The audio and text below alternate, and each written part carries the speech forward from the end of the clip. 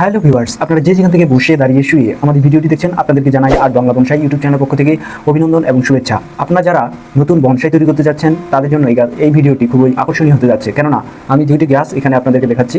এই দুটি গাছ কীভাবে ছোটোবেলা থেকেই আপনারা একটা বনসাই তৈরি করতে পারবেন এবং করবেন, সেভাবে আমি আপনাদেরকে দেখানোর চেষ্টা করছি।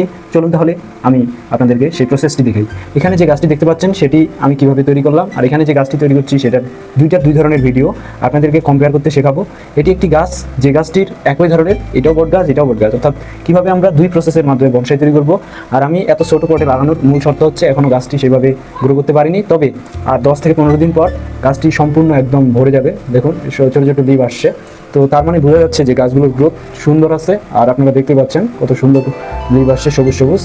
আর কয়েকদিন প্রচণ্ড বৃষ্টি ছিল বিধায় গাছটির গ্রোথ অত্যন্ত চমৎকার হয়নি, আর এখন টোটালি রোদ, খুব ওয়েদার ভালো। সো ভিউয়ার্স, চলুন তাহলে আমরা ভিডিওটি দেখি। Let's go.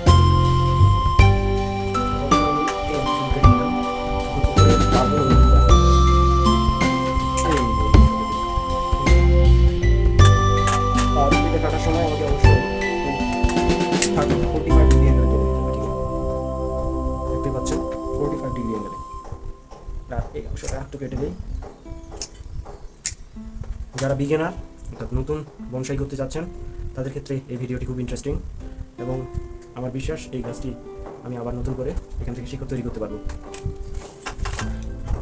এটার একটা কাজ হয়ে গেল, অন্য আরেকটি গাছের কাজ আপনাদেরকে দেখাবো আমি। এই অন্য আরেকটি গাছ, সেটি দেখতে কত বড় লম্বা দেখছেন, ওয়াও, একদম 1 হাত বরাবর, 1 2 3। তো এত বড় আমি অবশ্য আমি রাখবো না, দেখি গাছটি কী করা যায়। ওয়াও, খুব ভালো আছে। তো আমি কোন ধরনের বনসাই করতে চাই সেটা আমার উপর নির্ভর করবে। তো যেহেতু আমরা ছোটো বনসাই বেশি পছন্দ করি, বা বনসাইয়ের অনেক ধরন আছে, আমি পুরো গাছটাকেই রেখে বনসাই করতে পারি, কিন্তু আমি এত বড় বনসাই করবো না, তাই আমি এতটুকু রেখে, অর্থাৎ এতটুকু বনসাই করতে হলে আপনার নিচে করতে হবে। তাই এই ঠিক আছে। তো এখন আমি কিছু রুটের কাজ করতেছি। আমি দুইটি গাছ থেকে দুটি শিকড়, এই যে দেখুন 2টি গাছ আমি পেয়েছি। এখন আমার সামনে চ্যালেঞ্জ হচ্ছে এই গাছটি শিকড় নিয়ে আসা। তো মাস্ট বি অবশ্যই আসবে, তার জন্য আমাকে প্রুনিং অর্থাৎ পাতাগুলো ঝরাই দিতে হবে, নাহলে আমি শিকড় এত সহজে নিয়ে আসতে পারবো না, আপনার ডাইভার্ট করবে।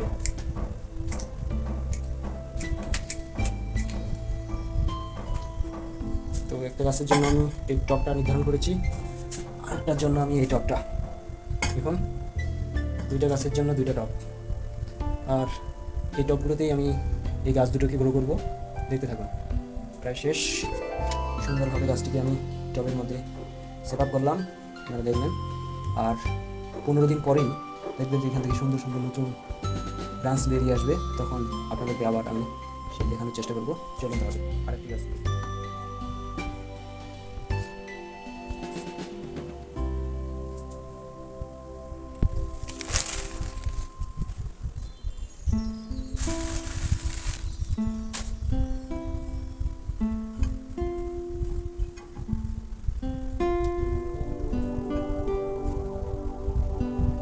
এটা হচ্ছে ইটের গুঁড়ো, আর এই ইটের গুঁড়োগুলো দিচ্ছি এই কারণেই, কারণ যখন এই গাছটি আমি এখানে দিব তখন এই ইটের গুঁড়োর মধ্যে খুব সুন্দরভাবে রুটগুলো বেরিয়ে আসবে, এরপরে মাটি দিব,